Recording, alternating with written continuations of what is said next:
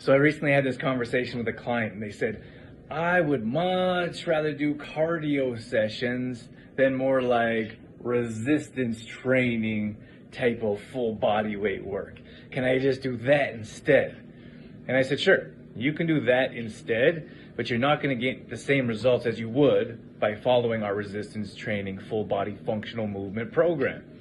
And then I told them that I spent many years in a gym, working in a gym as a personal trainer. I would see the same people killing themselves on cardio machines, sweating buckets, and they would never go to the resistance training session, probably because they didn't really know how, or they weren't training properly. They would just go to cardio and they wouldn't see the results they're looking for. This is mainly women, mind you. So I said, you could take 20 years of experience and understand that we know what I'm talking about will get you better results, or you could head over to the cardio machine and do that instead.